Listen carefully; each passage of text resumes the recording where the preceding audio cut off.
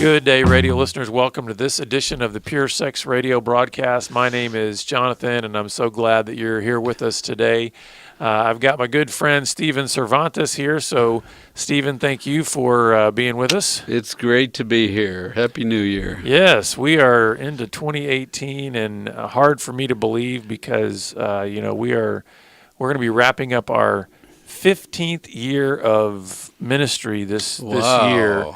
And so to think that we've been around for that many years, and I just want to say then on that note, we are grateful to you listeners who have been with us for actually, I would say 11 or 12 of those 15 years. We've had the radio program out there. So we have well over 600 episodes out there, and we want to thank you because the only way that we are able to continue to do that is through the generous contributions of faithful partners like you. Yes, thank you. And so for those of you who may be new listeners, at least within the last year or so, if you'd like to come alongside and partner with us, you can do that by going to our website at puresexradio.com and then clicking on the donate link. And you could support two semi-smart guys on the radio. Yeah, we'll have them on next week. But if you want to support us, then go to puresexradio.com. Oh, that's great. But listen, I'm excited about this, Steven, for sort of a New Year's kickoff because this is a time of year every year where everybody's thinking. They've sort of reflected over Christmas, over the previous year, and usually that can bring a sense of, well, there's a lot that I didn't get done, right? But then the new year always brings us about a sense of looking forward and going, what are the areas that I need to work on? We always have the common ones like, listen, I need to get in shape, right? I need to go get a gym membership so I can work off all those Christmas cookies that I ate. Then we have other ones like I maybe need to go on a media fast, or I need to look at how I'm managing my time, or some of these kind of other things. I love what you've brought here as something that I can think that can have ramifications not only for thinking in terms of like a New Year resolution, but a complete life shift. I really feel like there's some things here, and it's so simple. Big buildup. This is good. Well, and the thing is, what I love about it is so simple. So we're not going to be introducing something to our listeners that's complex, and you got to get a calculator and you got to get tons of notes. It's like really simple. So 3 points. That's it. Exactly. So I want you to take it from there and let our listeners know. So I was thinking about, we work with a lot of guys that are under stress, they're in trouble, their relationships are all battered, and they're waking up from porn use, and they're trying to figure out how to grow and be healthy. And so I thought, what are 3 skills that we need every day? Just 3 skills that would help us in our emotional, spiritual selves. So remember, I use emotions and spirit sort of interchangeably because aren't emotional things also spiritual things? Yeah. Yes, fear, is that emotional or spiritual? Yes. Is that love emotional? Is anger an emotion or a spiritual issue? Yeah, they're totally, even if you could talk about distinctions, they're interlinked. That's right. So there are 3 emotional, spiritual skills you need to use every day. And so I'm going to tell you them, and then I'm going to go into them. Mm-hmm. So skill number 1 is grieving. Skill number 2 is resting. And skill number 3 is celebrating. So let's just start with skill number 1, because it's kind of funny, because most people don't understand grieving, and most churches don't talk about it, and it's such a wonderful skill. It sounds funny, but to grieve is to be healthy. Every day you can make your necessary adjustments if you'll do your grief work. If you don't grieve, you may get stuck in anger or disappointment. You might be shaking your fist. You might say, I can't believe this. But if you grieve, we grieve to release. We don't grieve to stay in grieving. We grieve to let go of our disappointments, to let go of what we wanted. We grieve. And grieving can happen in 2 or 3 minutes, or it could happen over a year. But, if you're in traffic and somebody cuts you off, Okay, good. We're getting practical here. Because I was about to say this is going to turn into a counseling session where I'm going to be starting to pepper you with questions about this. So you have to decide. You're in a pleasant state, and now you're going to get angry. And how are you going to get yourself back? So let me keep defining this grieving. Then you can come up with some good because questions. I'm starting to think about this in terms of practical for my own life here. So what must you grieve, or I grieve? And it's almost everything. Your parents, you have to grieve through them. Your spouse is imperfect, you have to grieve that. Your kids are imperfect, you have to grieve that. Even when they're babies and you want them to be babies longer, you have to grieve that, right? They make some choices, you have to grieve that. Right? You get a job, your boss is kind of weird, you have to grieve that. Your coworkers don't include you have to grieve that. Right? You had a dream about where you're going, you didn't get there, you have to grieve that. So grieving is a way to readjust your system to get it back to a calm place. And so then the alternative to grieving is this. You numb out, you use logic, or you distract yourself. So when you have pain, you just ignore it. Just ignore it. Or come up with some good logic. Well, everybody has that. That's normal. Just deal with it. It's the way life goes. Life's not fair. Okay, just say something logical when somebody's really struggling and they should be grieving it out. Or you could distract yourself. Don't look at it. Don't look at it. People tell you, well, just don't think about it. Don't think about it. It's right there. Don't think about it. Don't think about it. Those things don't work. The way to move an issue is to grieve it out. So, did Jesus grieve? Well, in Matthew 5:4, there's he's not in this verse. He's in the next one. But 5:4, blessed are those who mourn, for they'll be comforted. So, and did Jesus weep? Yeah, at the death of Lazarus, he wept, right? And did he struggle with the cup, the cross in the garden? God, let this pass. If there's any other way, I don't want to drink this cup of death. He's grieving, right? Grieving is a process. We grieve to release and move forward. And when death entered after the fall of man, death became a part of life, grief became necessary. Because you don't have to grieve if you're in the garden. There's no disappointment there. But on this side, disappointment, heartache, frustration, irritation.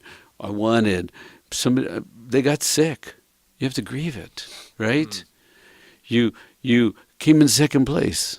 You have to grieve it, right? So, what kind of thoughts are you having? Okay, so here? I'm Skill having number one. Well, I'm having all kinds of thoughts here because I think, and I try to think simply about this kind of stuff. So when I hear this. Where I first go, and I think this is where a lot of men especially go, is, okay, what does that process look like? I mean, you talked about Jesus in these situations and all this kind of stuff, but, okay, so when I am in traffic or when I am feeling frustrated for some difference in my wife or something like that, okay, I might tell my mind, I've got to grieve, right? Because there's all these emotions that are being stored up. What's the next step I take? Sad. How do I do that? I wanted something. I shake my fist. I thrash around. I try to get it to happen. It's not going to happen. It's obvious. Somebody's sick. I don't want them to be sick. So then I say, okay, Father, I'm going to have to let this go. I need you right now because all my stuff doesn't work. I can't make me get what I want. Somebody healthy, win the prize, cross the line, get the job. And so I thrash, and when I'm done thrashing, I submit. So grieving is turning over to God, saying, okay, I'll work with your program. You will allow that person to be sick? Okay, I'm not going to fight you on that. Then help us to live well in this sickness, right? This is the job. I didn't get picked. My coworker got picked. I thrash. I struggle. I grieve. I talk to God. I say, okay, you don't want me to have the job? That's fine with me, God. I'll take my second place and I'll live it well, right? We grieve it out so we can accept. So let me ask you this when you're talking about this as being, when you think about grieving, resting, celebrating, and something to integrate into your your daily life, is this an exercise that can be done almost, if I can put it this way, almost preemptively? Can we put ourselves into a state of, I want to release, almost like getting up in the morning and going, I know I'm going to face things today Right. that are going to be sad or disappointing or Sure. upsetting or whatever. Is there a way to prepare ourselves for those through more of a grief? Because it feels like Right. grief is always like a back end kind of thing. But are you saying that Right, there's well- a discipline that we can create in our lives? Yeah, and to that's a move great lead forward? into number 2, because the goal is to rest our system, to stay in a state of rest, okay? And we grieve to bring ourselves back to rest. And maybe I got the order wrong here. Well, no, Maybe I should have started with rest, and then when struggles come, grieve them out and get back to rest. This is good. I'm glad you're telling me. We're all growing and learning, So what's rest? Being quiet, being still, right? And Psalm 46:10, be still and know that I'm God. And in 2 Corinthians 1:4, there's this verse about comfort one another with the comfort that you have been comforted with. There's this whole idea of comfort together, resting. Jesus went up to the mountain to pray, to be still, to quiet himself. And the whole idea of get your body to rest and work hard to hold yourself in a restful state. So when you get up in the morning, you get up excited, but hopefully peaceful and restful. And the goal is to hold your rest all day. Shame is going to scream. False identity is going to tell you you're defective, right? Fear is going to whisper you're going to fail and be rejected, right? We don't want to be embarrassed. We're going to make mistakes. But how do we hold that whole dynamic in a restful place and say, look, I'm just a regular guy. I'm going to have some battles today. One of my tools is to grieve well. My goal is to rest well. Yeah, so as you're saying that, the rest idea at least seems to make a little more sense in my mind. However, I think I've learned in recent years that I have thought I knew more about rest than I really did. And what I mean by that is I think I used to have a much narrower idea of what rest really was, which is like, hey, just take time off from work and go sleep or play golf, right? Yeah. And I used to think of it in terms of activity versus inactivity, right? Okay. What I'm hearing you say is there's something more that includes not just the body and being able to slow down and provide maybe some physical rest, but there's a different kind of rest that you're talking about on a different level completely. And maybe we can. And what is that? Maybe Say you can that. unpack A that a little bit different more. Well, we're level talking completely. here about emotional and spiritual skills, right? Right. So clearly, it seems to me like you're putting rest in a category that's not merely about taking a nap in the afternoon. Now, that can include that, right? I see. Oh, you're saying different than your interpretation of sleep. Different and than I rest. think a lot of people think of rest. A lot of people think of rest as I just need more sleep, or I need to take a nap, or I need a vacation. And what I'm hearing you say is if this is going to be something that's integrated as a spiritual and emotional discipline, Right. it's got to be something that touches my soul Yes. on a different level than simply physical rest. Is No, that that's correct? a great point. It's to quiet our minds and to rest in the presence of God in our soul so we can just be still and we can be at peace. Okay. Right? Because if you're sitting quietly and your mind is racing, there are people that turn on their TVs because they don't want to sit with themselves, because their minds torment them, right? There's no rest in the mind. There's no skill that says, okay, let's just be quiet and let's just be still. Well, you got to get this stuff done. No, thank you, brain. Good job. I don't want to make my checklist right now.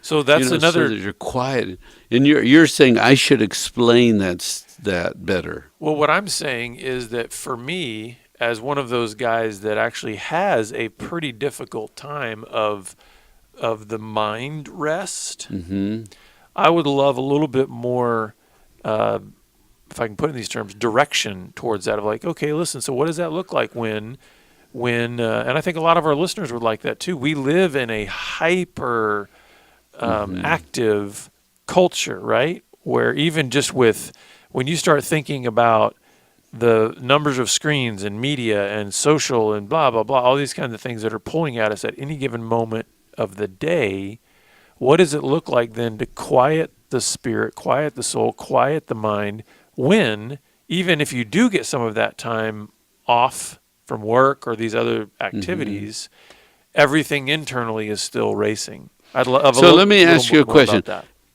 Do you race when you're talking to God?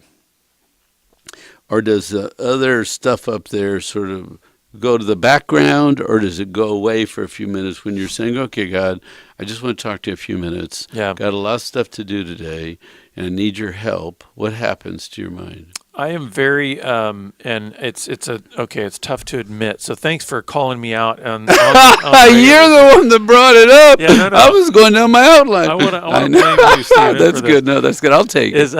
I'll take it. That's funny. To reply to what you're talking about, the first thing that popped into my head, and the younger people won't even know what this is, was a lot of it looks like a pinball machine. Yeah. So I'll shoot in one direction in terms of, okay, I'm making either a request of God or I'm starting to have a conversation with God, and then next thing you know, it hits a bumper and boom, okay, now I'm over to one of these other thoughts. Yeah. Oh, but then I'll kind of bring myself back, and so That's it's kind of ping, ping, ping, ping, ping, ping. It's kind of all over the place. And in some ways, there's a type of familiarity I've gotten with that, so I haven't shamed myself about that. Good. But what it is I feel like, man, I'd like a little bit longer in one direction in my mind towards that quietness. And there have been moments where I've had that more than, and even seasons where I've had that more than other seasons. But it's still, the way my mind works, it's constantly ping, ping, ping, ping, ping, ping, kind of all over the place. So, and when you start to talk to God, so I just need to talk to you a few minutes. I'm trying to get through the day. I've got lots going on. Kid's sick. We're running in 10 directions. Got to get to work. What happens to the other ping, ping, ping? Or is it going on in the background? Or is the prayer pinging too? Yeah, the prayer almost becomes just part of the mix. The pinging. And I mean, what I've learned, though, in some ways, too, is to put myself in an environment that at least lessens that.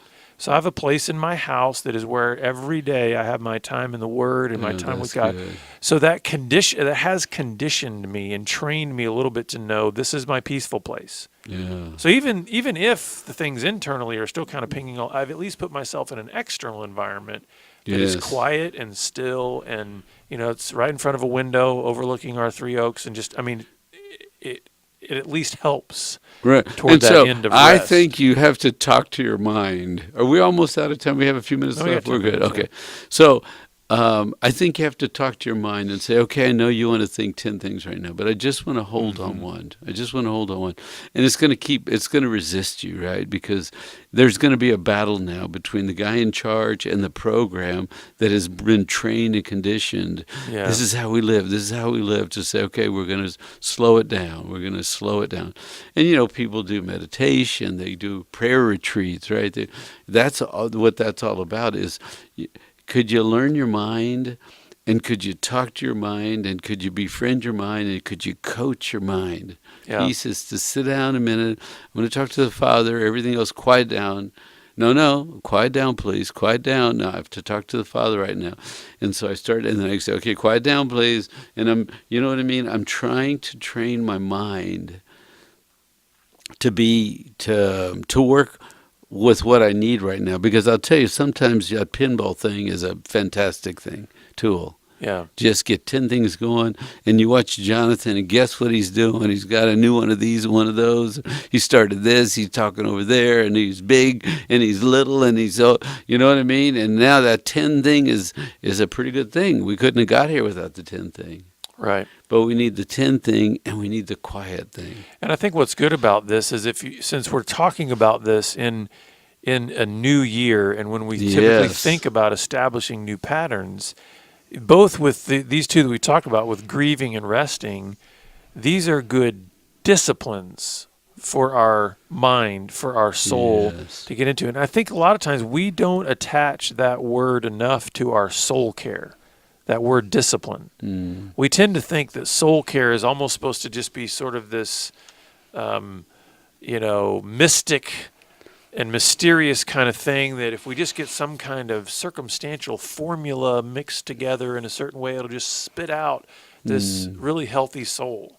And what I'm hearing you say is you have to be intentional about grieving losses and disappointments and all that. You have to be intentional about speaking rest into your mind. Yes. And so let's talk about what the intention then is regarding this celebrating. Yes, celebrating. Think about this a minute. Think about heaven, right? And I was reading Revelation, and it says, hallelujah, all over the place, Hallelujah, hallelujah. There's just this grand celebration where everybody gets together, and we're celebrating the Creator and the creation. So I'm tracking the theme of celebrating, right? Heaven. And then think about the Jewish holidays, right?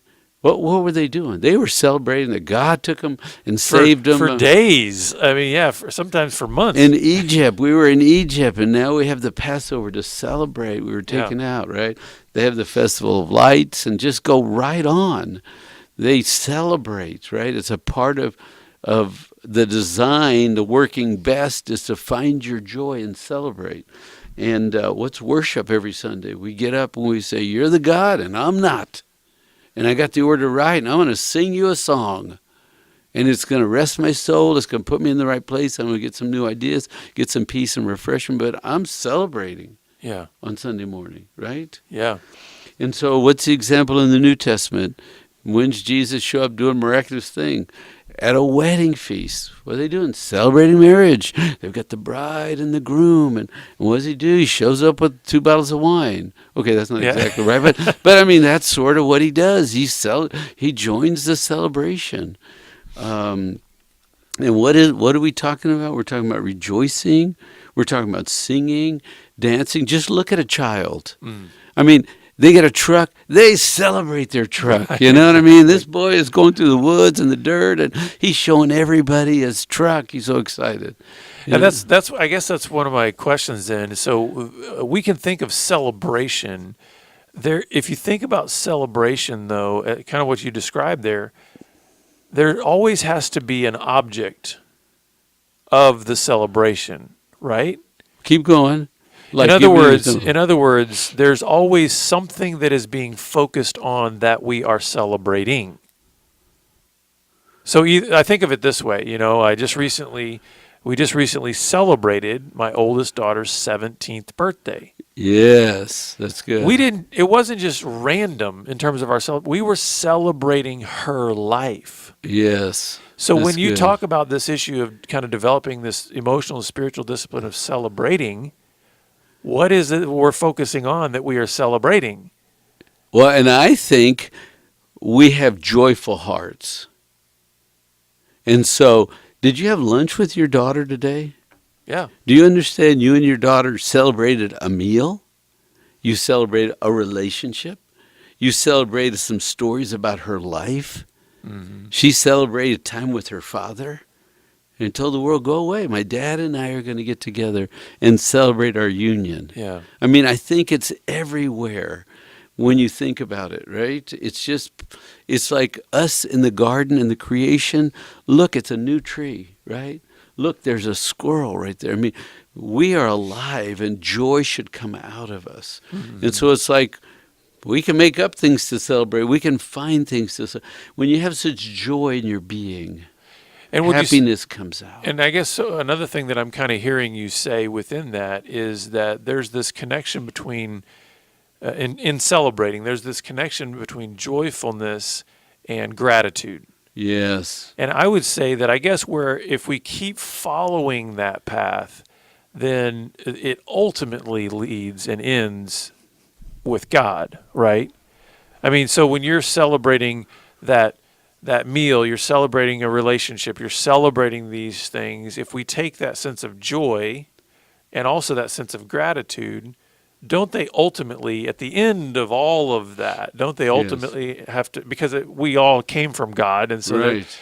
I'm not trying to make this overly spiritual or trite or anything like that. God. But the idea is, I guess what you're saying is within all the elements of our daily lives, there's lots of things to celebrate. And I guess, and what I'm saying is, I guess I'm saying that behind that, then we can see God in all of those things. That's right. And you think about it, you have a soul, you're made in the image of God, you're forgiven, you're redeemed, right? We've got a great ending. And it's almost like, does that bring you joy? Do you have joy? And shouldn't your joy come out with a smile? With when you see someone you haven't seen, we're just going to celebrate that we're back together because we've been apart, right? I mean, I just think our soul is made to celebrate. Now, the world says a crappy place and you can't believe, and people hurt you and they cheat and they lie and they steal. Right. But it's just like, we're not part of this culture. This isn't the end all for us. We are a chosen people, right? Just that is something to celebrate. So that it just should bubble up out of us, smiles and gratitude and hugs, and we're going to a great ending. We can enjoy today because we have the presence of God and the Holy Spirit. We got a great story. You understand? We're called the redeemed. Oh, absolutely. It's like joy should bubble up out of our soul. So then let's wrap this up. We've got a couple minutes, and I want to just pull it all back together. Okay. This issue of grieving, resting, and celebrating. So talk to that listener out there who is saying, okay, I get it. I need to make this resolution. What would be your words of encouragement to move? So here's my example I started and didn't finish with. I'm driving down the road, okay? There's a lot of traffic. I've got my radio on. I'm singing a Christian song. I'm celebrating with my word. And all of a sudden the guy chops in on my space. It's all the space I got, and he just took it. And now my body surges with fear. I have to grieve the fact that this guy put me in danger, right? I have to grieve the fact that I can't have my space that I want. I have to get mad and yell at him, or what I say is, oh no, you can't have my rest. I am holding my rest today. And I'm going back to celebrating as soon as they get more space between you and me. But I had to grieve that moment. I had to protect my rest, because you understand, I want to scream and yell and shake with, signal him with my finger, the gesture, and yell and scream in the car. And I want all my flesh to say, I've been wrong today. Yeah. But I say, oh no, I'm going to grieve this. I'm going to hold my rest, and I'm going back to singing the next song that comes on. Yeah.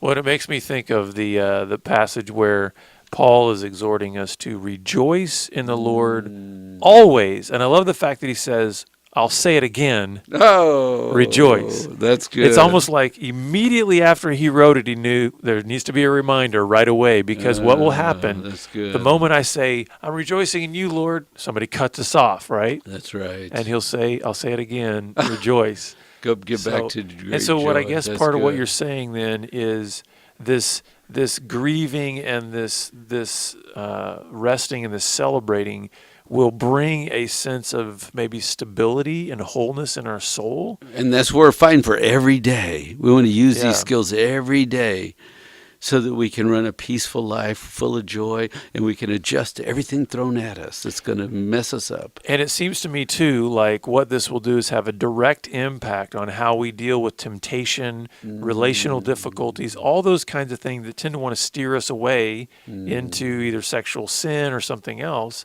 if we can learn how to grieve and rest and celebrate. Well, listeners, we hope that this has been incredibly encouraging to you. I know it's been very encouraging to me, and we want to hear from you. We want to be able to walk along with you. We want to help you in being able to establish these disciplines of grieving and resting and celebrating in your daily life as the year unfolds. So please reach out to us at puresexradio.com, or you can get us on Twitter at puresexradio. And until next time, we look forward to seeing you back here, and have a great week. Happy New Year.